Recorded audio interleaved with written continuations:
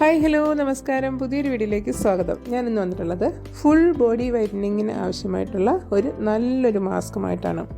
അത് നമ്മുടെ വീട്ടിൽ തന്നെയുള്ള വളരെ കുറച്ച് ഇൻഗ്രീഡിയൻസ് കൊണ്ട് പെട്ടെന്ന് തന്നെ ഉണ്ടാക്കിയെടുക്കാൻ പറ്റിയിട്ടുള്ള ഒരു മാസ്കാണ്. അതുപോലെ തന്നെ വളരെ നല്ല റിസൾട്ട് കിട്ടുന്നതും യാതൊരുവിധ സൈഡ് എഫക്റ്റും ഇല്ലാത്തതുമാണ്. ഫുൾ ബോഡി കറുത്തിരിക്കുന്നവർക്ക് വെളുക്കാൻ വേണ്ടിയിട്ട് കുറച്ച് പേര് എന്തെങ്കിലും ടിപ്സ് ഉണ്ടോ എന്ന് ചോദിച്ചിട്ടുണ്ടായിരുന്നു. അതുകൊണ്ട് മാത്രമാണ് ഈ വീഡിയോ ചെയ്തത്. പ്രത്യേകം ഒരു കാര്യം മനസ്സിലാക്കുക, വെളുത്തിരിക്കുന്നതിൽ ഒരു കാര്യവുമില്ല. ആരോഗ്യമുള്ള ചർമ്മം അതിനായിരിക്കണം നമ്മൾ ഇമ്പോർട്ടൻസ് കൊടുക്കേണ്ടത്. അപ്പോൾ ഈ ഒരു മാസ്ക് സ്ഥിരമായിട്ട് ഉപയോഗിക്കുകയാണെങ്കിൽ കുളിക്കുന്നതിന് മുമ്പ് ഒരു 20 മിനിറ്റ് മുമ്പ് തേച്ച് പിടിപ്പിച്ച് കുളിക്കുകയാണ് എന്നുണ്ടെങ്കിൽ തീർച്ചയായും കളറിന് നല്ലൊരു വ്യത്യാസം വരുന്ന ഒരു മാസ്ക് ആയിരിക്കും. അപ്പോൾ വീഡിയോയിലേക്ക് പോകുന്നതിന് മുമ്പ് ഒരു കാര്യം പറഞ്ഞോട്ടെ. വീഡിയോ കണ്ട് ഇഷ്ടപ്പെടുകയാണെങ്കിൽ വീഡിയോയ്ക്ക് ഒന്ന് ലൈക്ക് ചെയ്യാൻ മറക്കരുത്. ഇതുവരെയും എൻ്റെ ചാനലിൽ വന്ന് പല വീഡിയോകളും കണ്ടുപോകുന്നുണ്ട്. ഇതുവരെയും ചാനൽ സബ്സ്ക്രൈബ് ചെയ്തിട്ടില്ലെങ്കിൽ പ്ലീസ് ഇപ്പോഴെങ്കിലും ഒന്ന് സബ്സ്ക്രൈബ് ചെയ്ത് സഹായിക്കുകയും വേണം.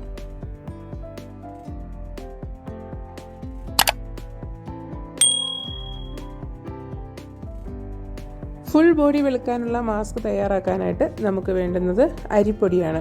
ഒരുപാട് നേർത്തതായിട്ടുള്ള അരിപ്പൊടിയല്ല, ഒരു ചെറുതായിട്ട് സ്ക്രബിങ് പോലെ തോന്നിക്കുന്ന രീതിയിലുള്ള അരിപ്പൊടി.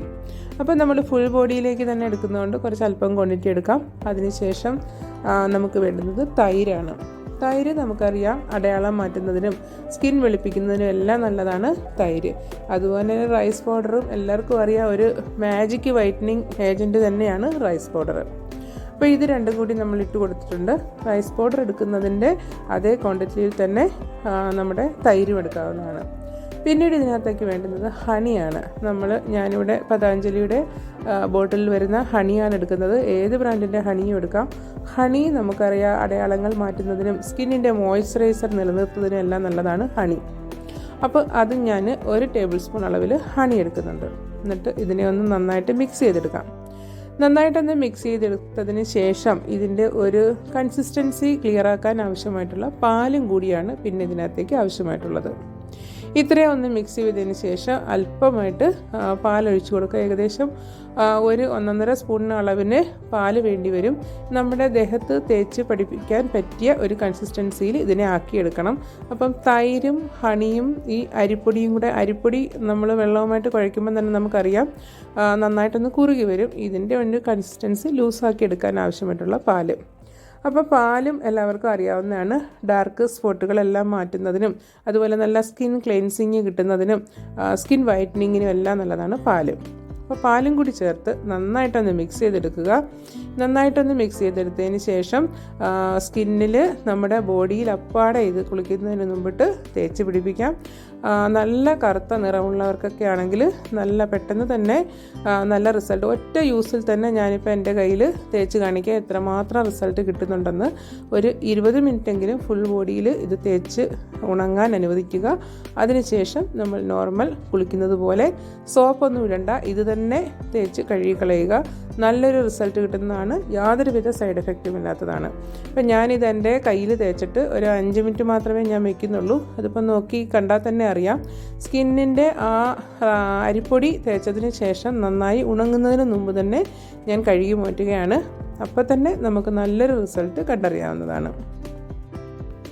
ഇതേ രീതിയിൽ അല്പം കട്ടിയായിട്ട് തന്നെ ദേഹം മുഴുവൻ തേച്ച് പിടിപ്പിക്കാം. പ്രത്യേകിച്ചും കഴുത്തിന് അടിഭാഗത്ത്, പിൻഭാഗത്ത്, ഇങ്ങനെയുള്ള ഭാഗത്തെല്ലാം പൂർണ്ണമായും തേച്ച് നന്നായിട്ട് സ്കിന്നിൽ അബ്സോർവ് ചെയ്യാനായിട്ട് ഒരു 20 മിനിറ്റെങ്കിലും ശേഷം ഇത് കഴുകിക്കളയാവുന്നതാണ്. അപ്പം ഞാനിത് ഒരു കയ്യിൽ തേച്ചിട്ടുണ്ട്, മറ്റേ കയ്യിൽ തേച്ചിട്ടില്ല. അപ്പോൾ 2 കൈയും കഴുകിയതിന് ശേഷമുള്ള കളർ വ്യത്യാസത്തിൽ തന്നെ ഇതൊരു 5 മിനിറ്റ് മാത്രമേ ഞാൻ വെക്കുന്നുള്ളൂ.